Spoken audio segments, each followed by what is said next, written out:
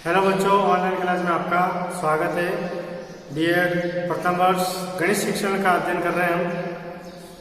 और गणित शिक्षण में हम पाठ्यक्रम के बारे में अध्ययन कर रहे थे, करिकुलम के बारे में अध्ययन कर रहे थे कि पाठ्यक्रम एक शिक्षक और शिक्षार्थी के बीच की कड़ी है। एक शिक्षक पाठ्यक्रम को देखते हुए शिक्षार्थी को ज्ञान देता है और एक शिक्षार्थी पाठ्यक्रम के माध्यम से ही शिक्षक से ज्ञान प्राप्त करता है। तो पाठ्यक्रम के माध्यम से ही शिक्षार्थी को अपने लक्ष्य तक, अपने उद्देश्य तक और अपने उद्देश्य की पूर्ति उस पाठ्यक्रम के माध्यम से करता है। तो आज हम गणित पाठ्यक्रम की उपयोगिता के बारे में अध्ययन करेंगे। दिनांक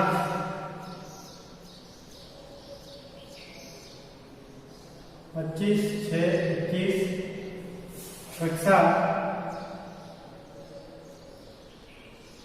BEd second year first year. विषय गणित शिक्षण। गणित शिक्षण अपना जो प्रकरण है आज वो है गणित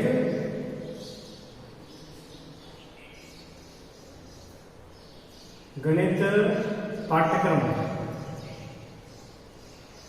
गणित पाठ्यक्रम की उपयोगिता। गणित पाठ्यक्रम की उपयोगिता यानी गणित पाठ्यक्रम की क्या उपयोगिता है। ठीक है, पाठ्यक्रम शैक्षिक पाठ्यक्रम अनुभवों एवं अध्ययन की निरंतर चलने वाली प्रक्रिया है, जिसके माध्यम से शिक्षार्थी शिक्षा के उद्देश्यों की प्राप्ति करके अपने व्यवहार में परिवर्तन लाता है। यानी पाठ्यक्रम के माध्यम से ही शिक्षार्थी उसका अध्ययन करके अपने व्यवहार में क्या करता है, परिवर्तन लाता है। आपने देखा होगा कि छोटा बच्चा होता है, उसका व्यवहार अलग होता है। जब स्कूल में जाने के बाद उसके व्यवहार में परिवर्तन धीरे धीरे आता रहता है, उसके अंदर चेंजिंग आता रहता है। इसमें केवल पाठ्य पुस्तक और अध्ययन विषय ही नहीं आते, बल्कि अनुभव की समग्रता निहित होती है। विज्ञान की प्रगति के साथ गणित के क्षेत्र में नए विचारों का उत्पादन बढ़ता जा रहा है, जिससे गणित के पाठ्यक्रम में सामग्री का समुचित नियोजन आवश्यक हो गया है। पाठ्यक्रम एक ऐसा साधन है जिससे अध्यापकों, पाठ्य पुस्तकों, लेखकों तथा प्रेक्षकों को सही मार्गदर्शक देता है। अब पाठ्यक्रम, गणित पाठ्यक्रम की उपयोगिता क्या है। पाठ्यक्रम शैक्षिक जीवन के लिए दिशा निर्देशन के हेतु अति आवश्यक है। अतः गणित का पाठ्यक्रम निम्नलिखित बिंदुओं के आधार पर अपन स्पष्ट कर सकते हैं। जैसे पहला है शिक्षा के उद्देश्य की प्राप्ति हेतु। शिक्षा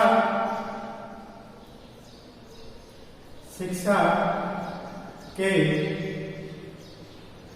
उद्देश्यों की प्राप्ति हेतु हम जो शिक्षा प्राप्त कर रहे हैं उस शिक्षा में कहीं न कहीं हर तरह से व्यक्ति का सर्वांगीण विकास होना चाहिए। प्रत्येक व्यक्ति का एक अलग अलग विकास होता है और प्रत्येक व्यक्ति की जो उद्देश्य की पूर्ति भी होती है वो अलग अलग तरह से प्राप्त होती है। तो शिक्षा का मतलब यही होता है कि व्यक्ति को उद्देश्य की प्राप्ति होनी चाहिए, शिक्षा के उद्देश्य की प्राप्ति होनी चाहिए। यानी पाठ्यक्रम के माध्यम से ही एक व्यक्ति को शिक्षार्थी को अपने शिक्षा के उद्देश्य की प्राप्ति होती है। इन उद्देश्यों को भली प्रकार से पढ़ और हम समझ सकते हैं कि शिक्षा के उद्देश्य की प्राप्ति हेतु विषय के उद्देश्यों को प्राप्त किया जाना अति आवश्यक है। गणित के उद्देश्य की चर्चा पूर्व में की जा चुकी है। यहाँ केवल इतना ही कहना आवश्यक है कि व्यवहारिक उपयोगिता का उद्देश्य, अनुशासनात्मक उद्देश्य, संस्कृति संरक्षण का उद्देश्य, बौद्धिक एवं मानसिक विकास का उद्देश्य, मनोरंजनात्मक उद्देश्यों की पूर्ति हेतु गणित के पाठ्यक्रम का निर्माण करना चाहिए। ठीक है। अब दूसरा है शिक्षण विधि हेतु। दूसरा है शिक्षण विधियों हेतु।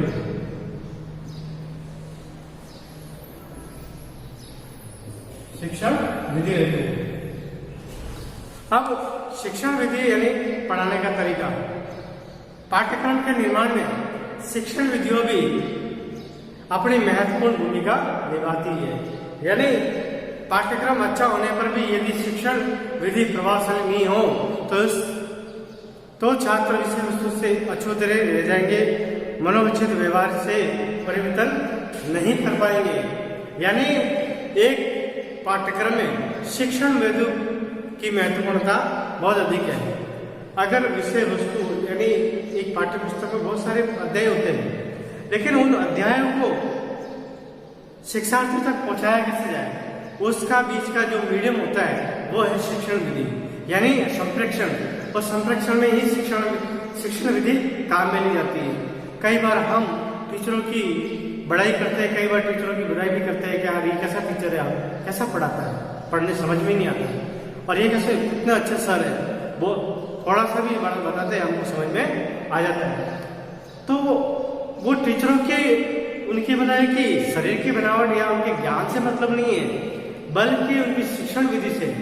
जितना अच्छा पढ़ाओगे, जितना प्रभाव अच्छा पढ़ाएगा टीचर, उतना ही प्रभावशाली उसका शिक्षण होगा। आगे है ज्ञानोपार्जन हेतु। तीसरा है ज्ञानोपार्जन हेतु, यानी ज्ञान का उपार्जन यानी आजीविका चलाने। यानी पाठ्यक्रम ऐसा हो जो एक शिक्षार्थी को अपने जीवन में आजीविका चूज कर सके, उसके योग्यता के अनुसार उसको नौकरी मिल सके, रोजगार मिल सके। वर्तमान परिस्थिति में ज्ञानोपार्जन का महत्व उसके व्यवहारिक पक्ष से लिया जाता है। यदि ज्ञान ऐसा है जो छात्र के जीवन के लिए उपयोगी है तो वो उसे अवश्य ही अध्ययन करेगा। केवल ज्ञान तक ही सीमित है तो ऐसा गणित का अध्ययन निरर्थक सिद्ध होगा। अगर उसके जीवन में यानी शिक्षार्थी के जीवन के लिए वो ज्ञान उपयोगी नहीं है तो उसमें कभी भी इंटरेस्ट नहीं लेगा, कभी भी रुचि नहीं लेगा। यानी उसके भविष्य के काम का होना चाहिए तभी वो उसमें काम देता है, अध्ययन करता है। तीसरा है चरित्र के विकास हेतु। चरित्र के विकास हेतु, चरित्र के विकास हेतु यानी भारत एक लंबे समय से विदेशी शासकों के अधीन रहा है और स्वतंत्र हुआ तो विचारधारा से पूर्ण परिवर्तन नहीं हुआ।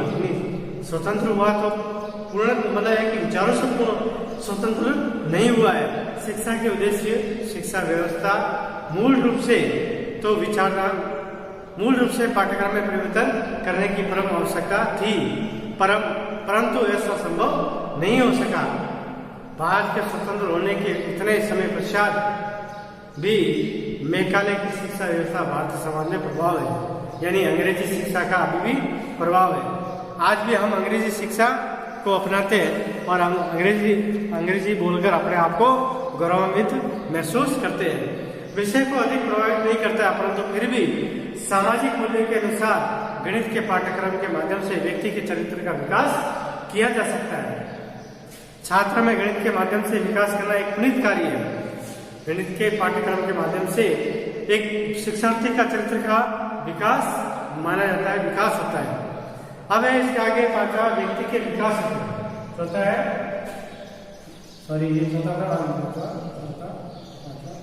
व्यक्ति के विकास होता है।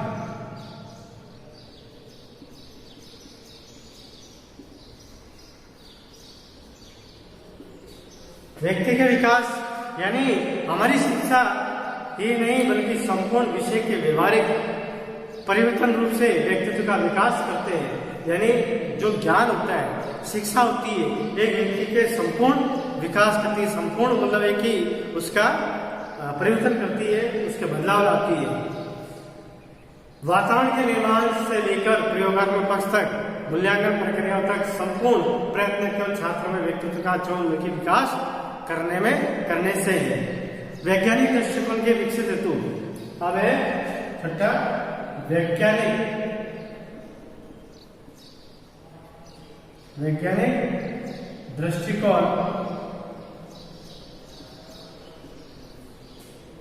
दृष्टिकोण विकसित हेतु